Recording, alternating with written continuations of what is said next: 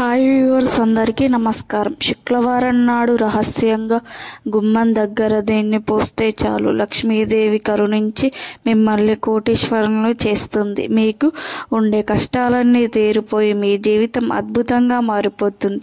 లక్ష్మీదేవి అనుగ్రహంతో రాజయోగం పడుతుంది. ఏ పని చేసినా విజయాన్ని సాధిస్తారు. ఇక మీ తిరిగి అనేదే ఉండదు అని పెద్దలు చెప్తున్నారు. మా వీడియోకైతే ఫస్ట్ ఒక లైక్ కొట్టి మా ఛానల్ని సబ్స్క్రైబ్ చేసుకొని మాకు సపోర్ట్ చేయండి.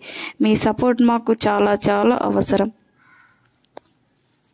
మహిళలందరూ కూడా లక్ష్మీ అమ్మవారిని పూజిస్తూ ఉంటారు. పూజ చేయలేకపోతే కనీసం దీపారాధన చేస్తూ ఉంటారు.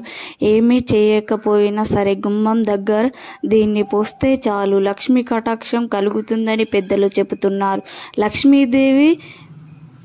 లక్ష్మీదేవితో సమానమని అంటూ ఉంటారు మన పెద్దలు. అందుకే గుమ్మంని తొక్కవద్దు, గుమ్మంపై కూర్చోవద్దు అని పెద్దలు చెబుతూ ఉంటారు. పద్ధతిగా గుమ్మంలో అలంకరించుకున్న ఇల్లు లక్ష్మీదేవి అనుగ్రహంతో పొందు సుఖ సంతోషాలతో వర్ధిల్లుతుందని, సకల ఐశ్వర్యాలను లక్ష్మీ అమ్మవారు కురిపిస్తారు.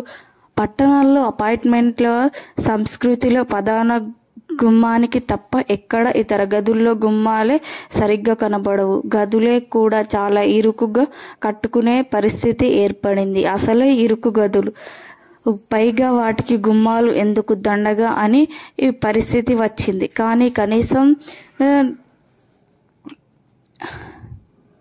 ఖచ్చితంగా గుమ్మం ఉండాలి.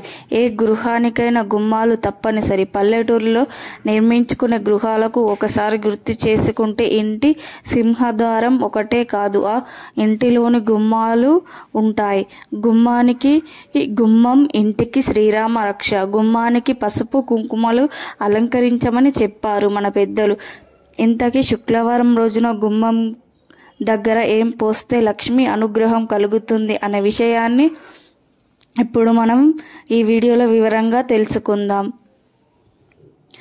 అంతకన్నా ముందు మిత్రుడు అంటే ఎలా ఉండాలి అని తెలిపే పురాణ కథను విందాం. ఓసారి ధర్మరాజు అపశ్చర్య మీద ఉన్న భీష్ముని పితామహ రాజు వివరించాడు అని అడిగాడు. అప్పుడు కృష్ణుడు ధర్మరాజుని మరి చేయు వ్యక్తి ఎంతో అవసరం నీది. ఉదాహరణకు ఒక ఇతిహాసం చెప్తాను. పూర్వం కాలకృషకుడు అనే ఒక మహాముని ఉండేవాడు. ఆ ముని ఒక కాకిని పంజరంలో పెట్టి అది తిలక వ్యాధి అని అందరికీ చెప్పేవాడు. అటువంటి ఈ క్షేమం దర్శనం వద్దని వెళ్ళి మహారాజు నువ్వు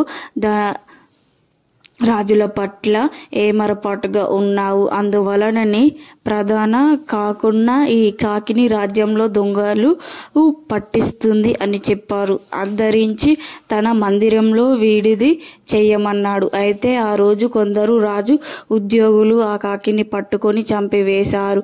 మరునాడు కాలవృక్షకుడు ఆ విషయం రాజుగారికి చెబుతూ, రాజా, నా పేరు మంచి మిత్రుడు. మరణించిన తరువాత ఈ రాజ్యంలో ఉండలేక తపస్సు చేయడానికి అరణ్యాలకు వెళ్ళాను. మీ తండ్రి గారి తర్వాత నువ్వు రాజు అయ్యావు. నీ పాలన ఎలా ఉందో తెలుసుకోవడానికి రాజ్యమంతా తిరిగాను. మీ రాజ్యం సుభిక్షంగా ఉన్నప్పటికీ కొందరు తిరుమార్కుల యుక్తి కారణంగా రాజ్యం ఆపదలో ఉందని తెలుసుకున్నాను. ఆ విషయం నీకు చెప్పడానికి వచ్చాను. నాతో వచ్చిన కాకి సాధారణమైనదే, దానికి ఎలాంటి మహిమలు లేవు. కానీ మహిమలు ఉన్నట్లు అందరినీ నమ్మించాను. భయంతో దానిని ఆ దుర్మార్గులు చంపేశారు కనుక అంతఃపురంలోని అన్యాయం జరుగుతుందని అర్థమవుతుంది. ఆ తరువాత ఆ దుర్మార్గులను నేర్పుగా కనిపెట్టి వారికి విరోధములు కల్పించి వారిని శిక్షించు అని చెప్పాడు. మిత్రుడు అలా ఉండాలి రాజా అని ధర్మరాజుకు అపశ్చర్య మీద ఉన్న భీష్ముడు చెప్పాడు. ఇక వీడియోలోకి వస్తే గుమ్మం అన్ని కాలితో తన్నకూడదు, దానిపై కూర్చోకూడదు. ఎవరైతే ఏదైనా వస్తువు లేదా డబ్బులు ఇచ్చేటప్పుడు గుమ్మం పైన ఉండి ఇవ్వకూడదు. గుమ్మంపై కన్నీరు పెట్టకూడదు. ఇంటి గుమ్మంపై కూర్చొని ఎలాంటి పరిస్థితుల్లోనూ కూడా భోజనం చేయకూడదు. అదేవిధంగా గుమ్మం దగ్గర గోర్లను కూడా కత్తిరించకూడదు. చాలామంది గుమ్మం పై కూర్చొని తల దువ్వటము, పూలమాల కట్టుకోవడం చేస్తూ ఉంటారు. పొరపాటున కూడా అలా చేయకూడదు. గుమ్మంపై నిద్రించకూడదు. ఇలా చేయటం వల్ల లక్ష్మీదేవిని అవమానించినట్లు అవుతుంది. చాలామంది ఇంటి గుమ్మం ముందు డస్ట్బిన్లను, విరిగిపోయిన కుర్చీలను పెడుతూ ఉంటారు. కానీ ఇలా పెట్టడం వల్ల ఇంట్లో శుభం జరగదు. గుమ్మం ముందు డస్ట్బిన్లను, విరిగిపోయిన వస్తువులను పెట్టడం వల్ల అరిష్టం పట్టుతుంది. చాలామంది ఇంటిలోనికి ప్రవేశించే ముందు గుమ్మం దగ్గర చెప్పులు వదిలి వేస్తూ ఉంటారు. ఇంట్లో నుంచి లక్ష్మీదేవి వెళ్ళిపోతుంది. మెయిన్ డోర్ గుమ్మం వద్ద మనీ ప్లాంట్లను, మొక్కను పెంచకూడదు. లక్ష్మీ కటాక్షం తగ్గిపోతుంది. గుమ్మం లక్ష్మీ స్వరూపంగా గుమ్మం దగ్గర ఈ తప్పులు చేయకుండా అందరూ జాగ్రత్తగా ఉండండి. శుక్రవారం రోజు గుమ్మానికి తప్పనిసరిగా పసుపు రాసి కుంకుమ బొట్లను పెట్టాలి. శుభ్రంగా స్నానం చేసుకొని ఇంటి ముందు గుమ్మానికి 2 వైపులా ఎర్రటి పూలను పెట్టుకోవాలి. అలాగే ఆ రోజు ఆడవారు ఒక చిన్న గ్లాసుని కొన్ని నీటిని తీసుకొని ఆ నీటిలో కొంచెం కుంకుమను కలపండి. ఏమీ లేదు, ముందు ఒక చిన్న గ్లాసును తీసుకోండి. దానిలో మంచినీళ్ళు సగానికి పొయ్యండి. ఆ నీటిలో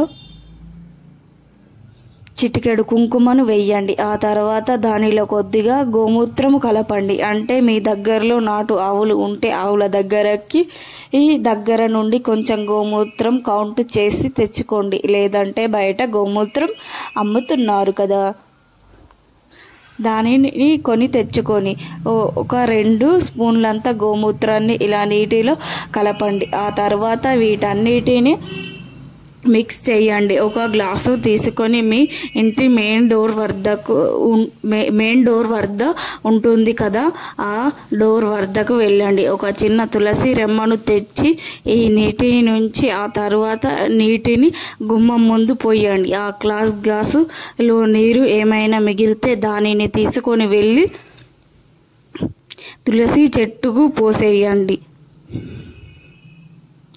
ఆ తడిని తుడవవద్దు, అలా వదిలేయండి. శుక్రవారం రోజు ఈ చిన్న పరిహారం చేస్తే మీకు ఉండే అన్ని రకాల కష్టాలు పోయి లక్ష్మీదేవి అనుగ్రహం కలుగుతుంది. పూజలు, దీపారాధనలు ఏమి చేయలేని వారు ఈ చిన్న పరిహారం చేస్తే చాలు, లక్ష్మీదేవి అనుగ్రహం లభిస్తుంది.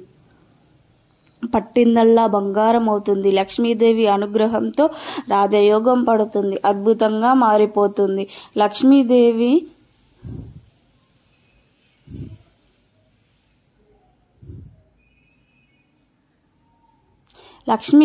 ఏమి చేసైనా ఈ విషయాన్ని సాధిస్తారు. ఇక మీకు తిరగనేదే ఉండదు అని పెద్దలు చెబుతున్నారు. ప్రతి ఒక్కరు కూడా గుమ్మం దగ్గర ఈ చిన్న పరిహారం చేసి ఎటువంటి పూజలు లేకుండా ఈ శుభ ఫలితాలను పొంది ఆనందంగా జీవించండి. ఈ చిన్న పరిహారం చేసి గుమ్మం దగ్గర మీ ఇంట్లో ఇక సుఖ సంతోషాలతో సకల ఐశ్వర్యాలు సిద్ధిస్తాయని పెద్దలు చెబుతున్నారు. ఈ విధంగా అందరూ చేసి సకల ఐశ్వర్యాలు కలగాలని కోరుకుంటూ ఈ విధంగా చెయ్యండి. ఈ వీడియో నచ్చితే లైక్ చేయండి. అలాగే మా ఛానల్ని సబ్స్క్రైబ్ చేసుకోండి. మీ అందరికీ ధన్యవాదం.